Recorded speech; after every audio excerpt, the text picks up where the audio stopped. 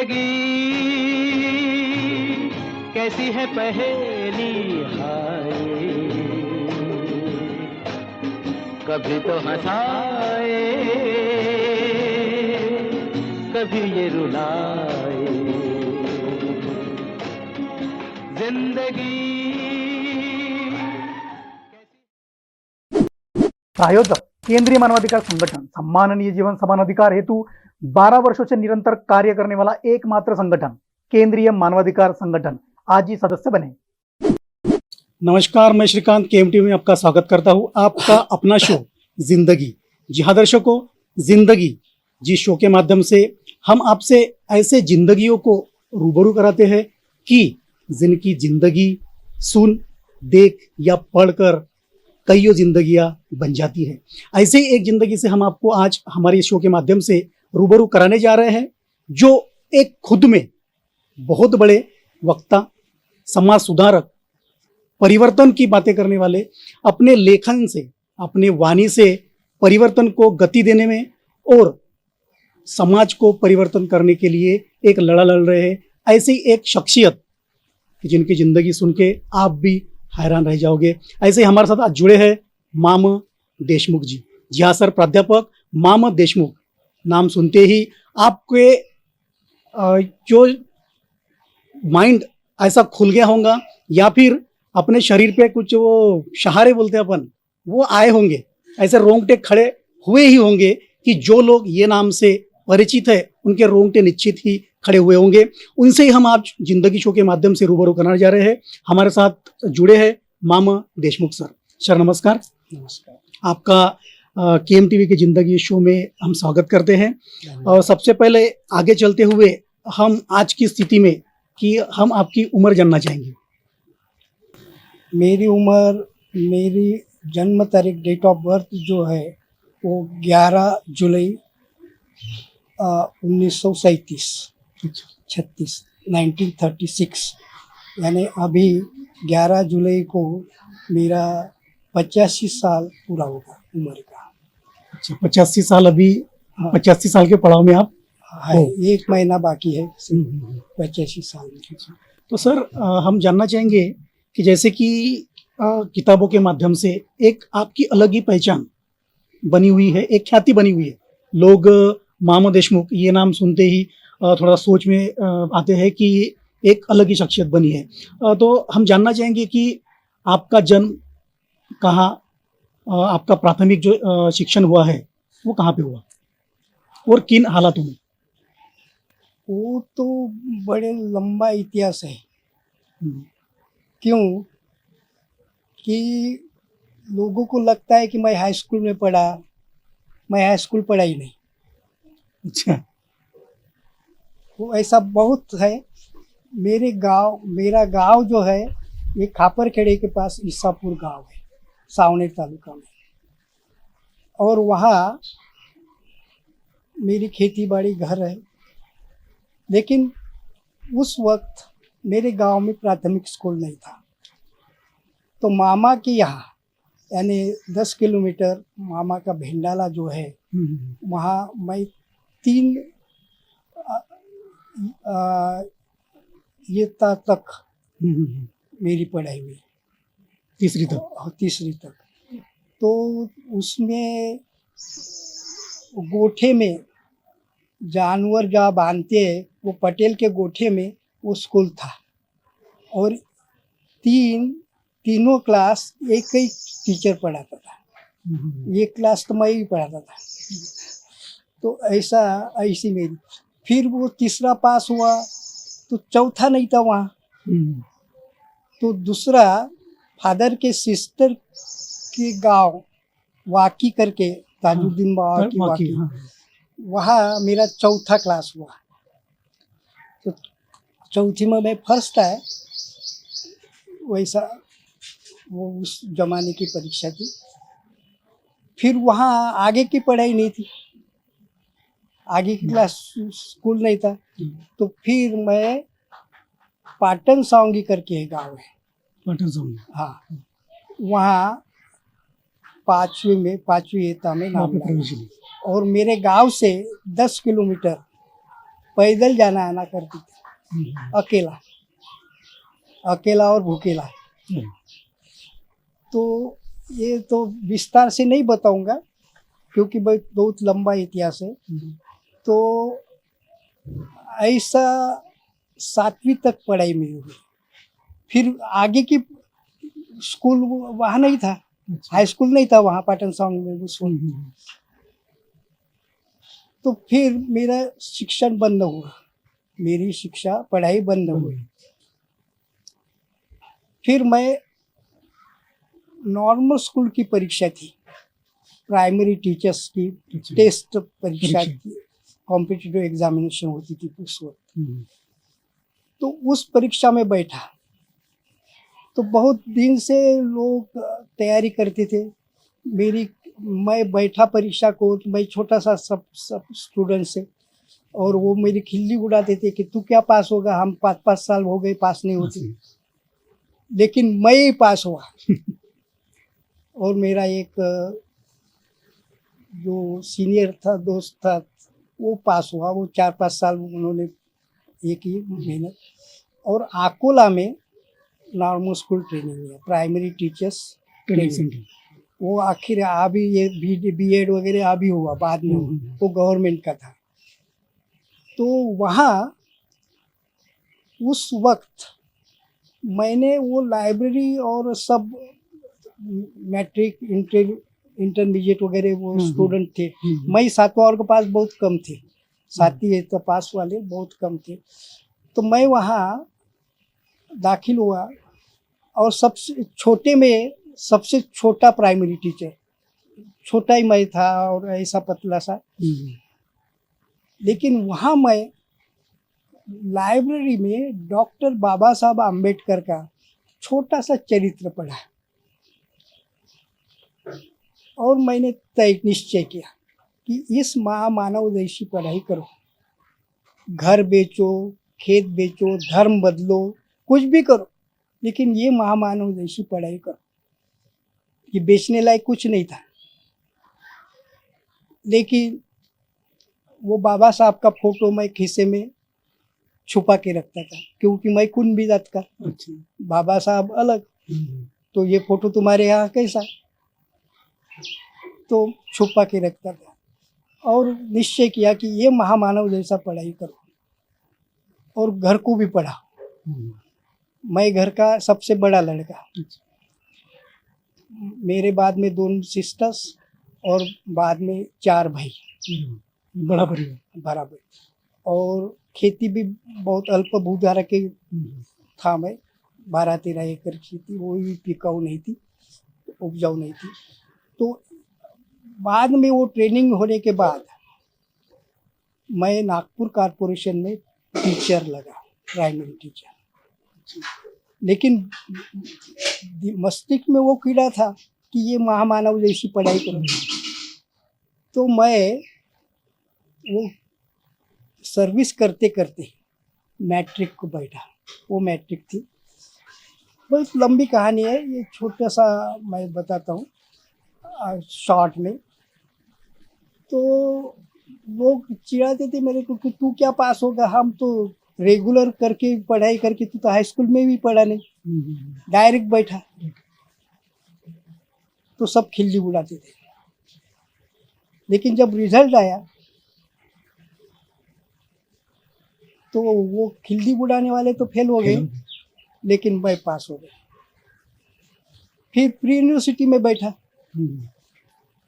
Pre university में service करके खुद का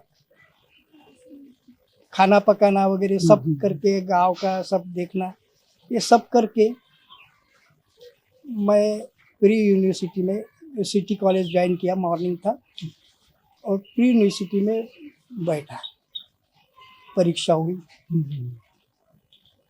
तो मेरा नाम लिस्ट में नहीं था, एडमिशन लिस्ट में, रिजल्ट के लिस्ट में, रिजल्ट की लिस्ट में मेरा नाम नहीं था।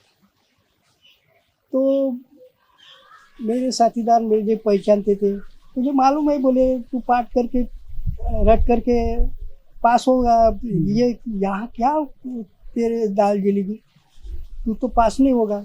मुझे हमको मालूम था, बोले लेकिन मेरा कोई क्लास फेलो वो दौड़ के आया, बोले तू मेरिट में आया और हिस्ट्री में डिस्टिंक्शन है। हमको अचंभा लगा। अब वो सिटी कॉलेज में गंगाधर, वो भी हम उसी वक्त वही पढ़ता था, लेकिन मैं मेरिट का स्टूडेंट सब कॉलेज में भी पहचानता था, तो वो भी पहचानता था गैदरिंग में वगैरह वगैरह। तो ऐसे बहुत से है। और इस तरह मैं बीए हुआ। बीए के बाद ये सब करके, ट्यूशन करके, घर का काम करके, सर्विस करके, घर का खाना पकाना खुद का, ये सब करके मैंने किया। और इसके बाद तो मैं बीए हुआ। शॉर्ट में बताता हूँ, इतिहास लेके बीए हुआ। इतिहास में फर्स्ट क्लास था। फिर ये में सर्विस मेरी चालू थी, लेकिन क्लास मॉर्निंग स्कूल करके साइकिल दौड़ता था वो पोस्ट ग्रेजुएशन। तो वहाँ इतिहास मैंने लिया था। और हमारे यहाँ इतिहास लेने वाले जो थे उसके तरफ जरा कौतुक से देखते थे, इतना बड़ा डिफिकल्ट विषय आपने लिया, क्योंकि फर्स्ट क्लास कोई नहीं आते थे और पढ़ाने वाले भी थर्ड क्लास थे। ऐसी वो जमाना था, सेकंड क्लास आना ही मुश्किल। और फिर दूसरा ऐसा कि वहाँ ऐसी बातें थी, पढ़ाने वाले ही वो, पेपर निकालने वाली ही वो, जांचने वाली भी वो। तो हमको मालूम था कि कौन फर्स्ट आएगा। विशिष्ट मनुवादी लोग जो है वो फर्स्ट आएगा, ये मालूम था। लेकिन बीए में जब मेरा रिजल्ट आया तो गोल्ड मेडल मिलता था। तो उस साल का गोल्ड मेडल किसी को नहीं दिया। मुझे लगता है कि मेरे को ही मिलता होगा। तो ये ऐसा पॉलिटिक्स बहुत है। मैं इतने इसमें नहीं जाना चाहता और बोलना भी नहीं चाहता। यानी इस तरह से कैसा आपका एजुकेशन तो ये और बाद में मैं इतिहास में सेकंड क्लास आया। तो आज एप्लीकेशन करते हैं सर्विस के लिए। हमारे यहाँ एडवर्टाइजमेंट देख के एप्लीकेशन करते हैं। हमारा उस जमाने में ऐसा था कि इतिहास का इतनी डिमांड थी कि प्रिंसिपल लोग हमको अपॉइंटमेंट ऑर्डर भेजते थे, इंटरव्यू कॉल नहीं, अपॉइंटमेंट ऑर्डर भेजते थे। तो हम इंक्रीमेंट मांगते थे, गवर्नमेंट को भी इंक्रीमेंट मांगते थे। उस जमाने में मैं फिर कोलते साहब को मिलता नहीं था उसके कॉलेज में। तो एक साल वो मलकापुर में मैं इतिहास का प्रोफेसर रहा और बाद में धनवटी नेशनल कॉलेज से रिटायर। हाँ, तो ऐसा है।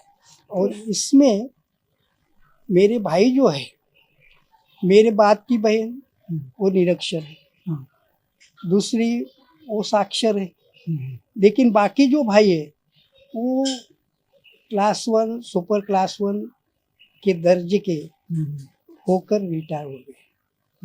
ये बाबा साहब की प्रेरणा, समझिए।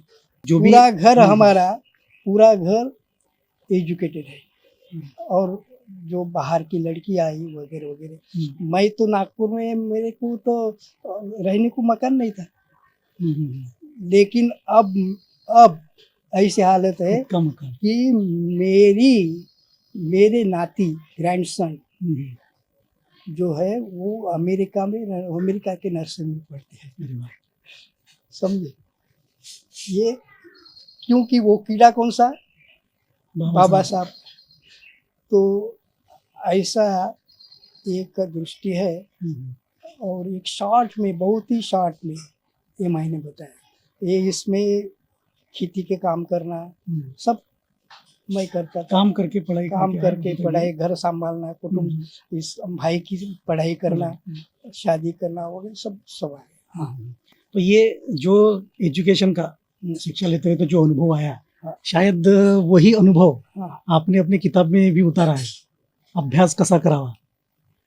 हाँ अभ्यास ऐसा करावा ये क्यों लिखा मैंने, तो मुझे लगा कि जिनको ज़्यादा मार्क्स मिल गए हम्म, वो लड़का अपने पेपर नहीं बताता दूसरे को, बरोबर. छुपा के रखता है। हम्म, तो मैंने कहा मेरा समाज तो बहुत पीछे है, हम्म, उनको ये खूबियाँ बताना, स्टडी कैसी करना, हम्म, तो इसलिए मैंने वो लिया। और बहुत बोलते थे कि ड्राइवर लोग कैसे करते हैं, हम्म. मालिक लोग नाटक करने के लिए देखने जाते देखने हैं हाँ. और ये ड्राइवर बैठता है, बेटा हाँ. तो वैसे ड्राइवर के फोन है साहब बोले ये पहले मुझे लगता पढ़ता तो मैं ऑफिसर ही बन जाता बोले।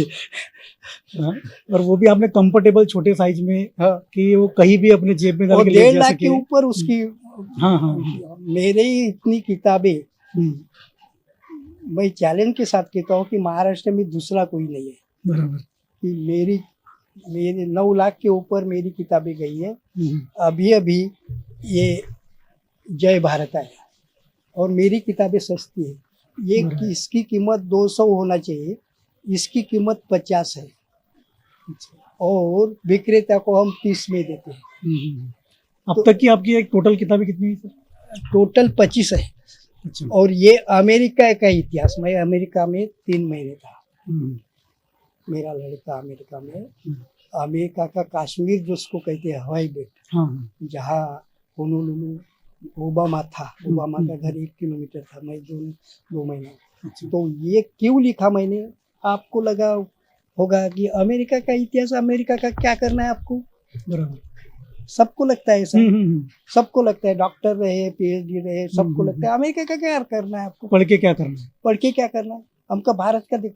हम्म. लेकिन भारत का समझने के लिए अमेरिका पढ़ना. का इतिहास जरूरी है और मैं ही लिख सकता हूँ। हम्म. इसलिए मैंने वो 6 साल हम्म. ये सब अंगूठिया ये सब अब सब करके हम्म. वो लिखा। और ये 1200 रुपए का किताब हम्म. मार्केट रेट में, ये मैं 290 में देता हूँ, बराबर. समझे। मुझे पैसा कमाना नहीं है, बराबर. विचार पैसा घर घर में पूछना चाहिए. बहुजन समाज, हम्म. मेरी क्षमता जहाँ जितनी है उतना करता हूँ। बराबर. तो सर ऐसी जैसे इतिहास में आपने सेकंड मेरिट आए हाँ। तो शायद वही मेरिट में आए, हाँ मेरिट में हाँ बराबर. हाँ। तो उसी के वजह से आपने भी एक किताब लिखी थी आधुनिक भारत का इतिहास, ऐसे मध्ययुगीन भारत। मध्य हाँ हाँ मध्ययुगीन भारत का इतिहास, वो किताब के बारे में थोड़ा बताइए. और उस टाइम में कुछ बहुत प्रयोग भी हुआ था. मध्ययुगीन भारत का इतिहास, इसके पहले मैंने प्राचीन भारत का इतिहास लिखा, हाँ प्राचीन भारत का इतिहास. 1967 में। अच्छा. और वो उसका कारण ये है कि जब मैं मलकापुर में मैं पढ़ाता था हम्म. तो वो लड़के स्टूडेंट्स जो कहती है लड़कियां लड़के के, सर आप किताब लिखो। हम्म. तो मैंने वो प्राचीन भारत लिखा, वो मेरा सब्जेक्ट नहीं था ये में, हम्म. लेकिन मैंने लिखा। हम्म. तो मेरे जो हित शत्रु है हाँ हाँ. वो कहते थे कि उसका कोई खपेगा नहीं, हम्म. कोई बिकेगा नहीं, लेकिन वो इतना बिका कि दूसरे साल मैंने मध्ययुगीन भारत का इतिहास लिखा। मध्ययुगीन भारत का इतिहास वो 67 में प्रसिद्ध हो, प्रकाशित हुआ। अब जब जिसकी मक्तेदारी थी, मोनोपोली थी इस क्षेत्र में, क्योंकि प्रसार माध्यम पेपर जो है, मीडिया जो है, वो सवेरे 8 बजे चला जाता है, राइट। हाँ, तो मीडिया जो है, तो वर्तमान पत्र जो है, तो वो टॉयलेट पेपर हो जाता है 8 बजे, लेकिन ये किताब नहीं होता। ये किताब तो 1000 साल चलता है और जितना पुराना हुआ उतना अच्छा, ऐसा। तो जब मैंने ये मध्ययुगीन भारत का इतिहास लिखा तो उसमें जब हम पढ़ते थे तो क्रिटिकली एग्जामिन ऐसा क्वेश्चन आता था।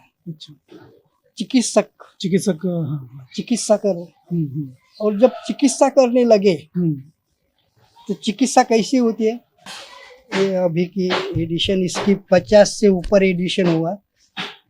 इसका आवृत्ति पहले हुआ, मध्य मध्य हो गया। तो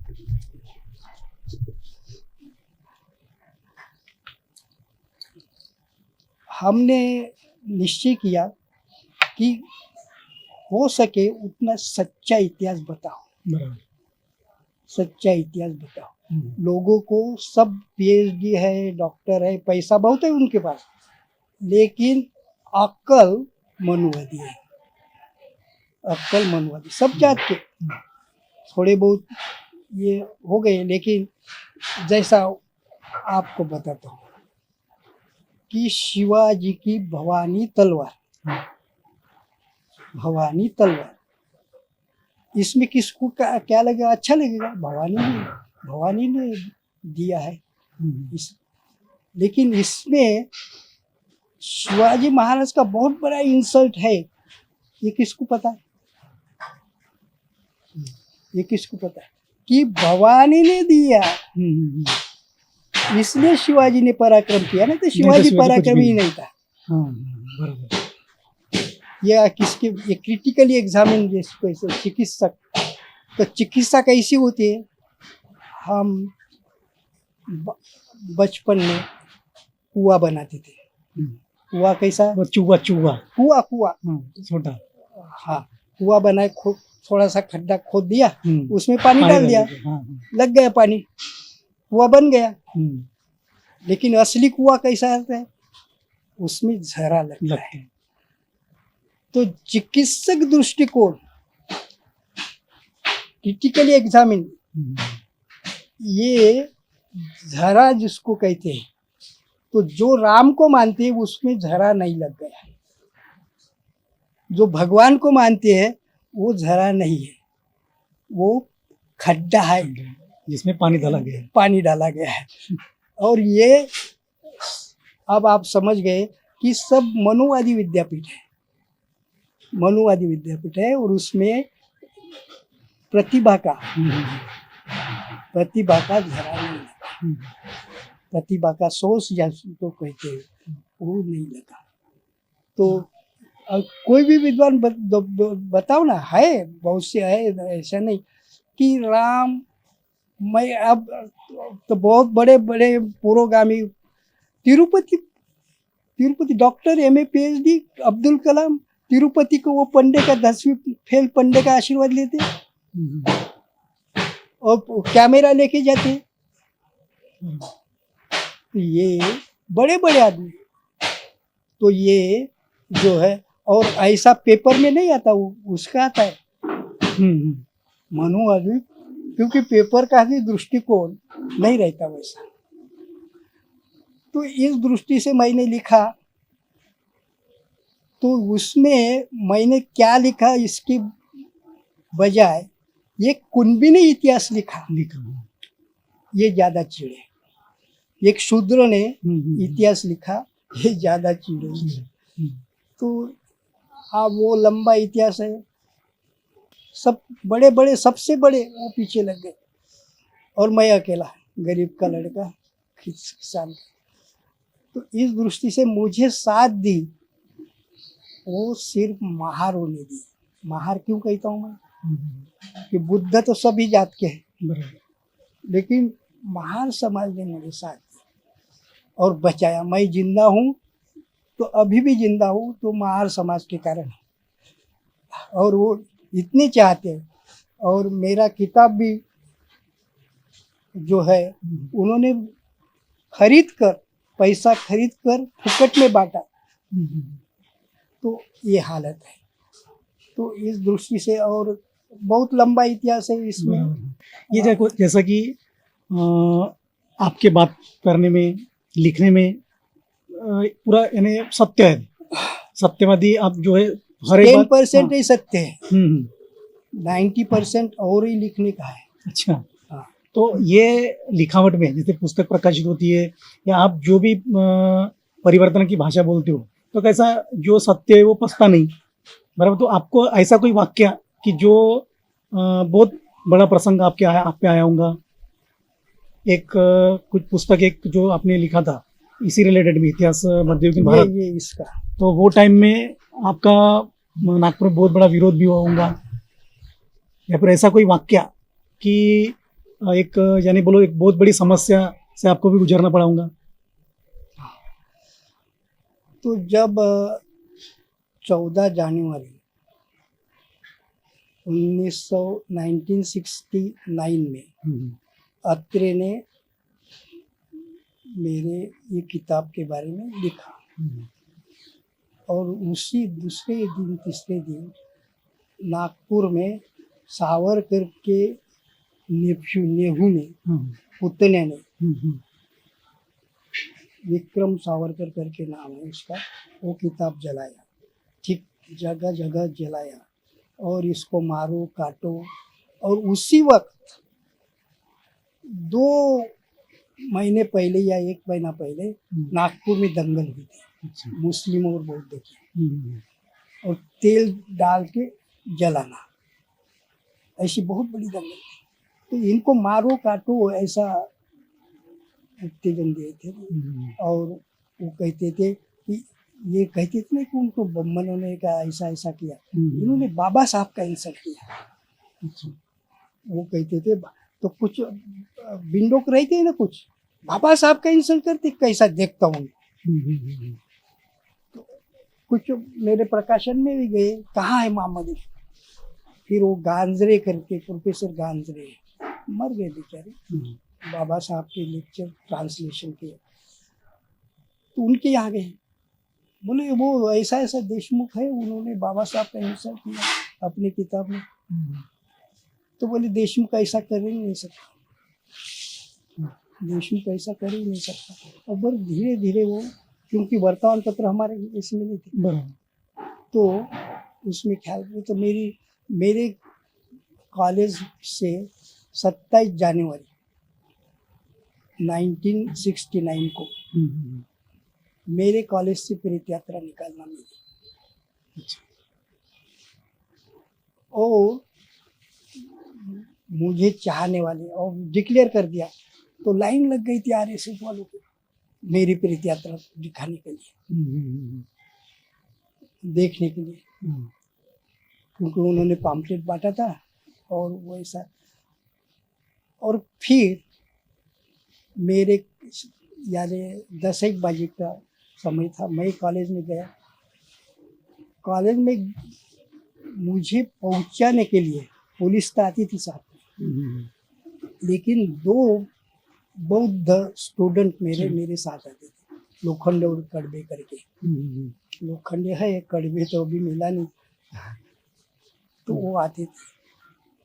और फिर मेरी प्रेत की तैयारी की, और जैसा उठाया तो 500 स्टूडेंट वो प्रेत यात्रा निकालने वाले के ऊपर उन्होंने हमला बरस पड़े।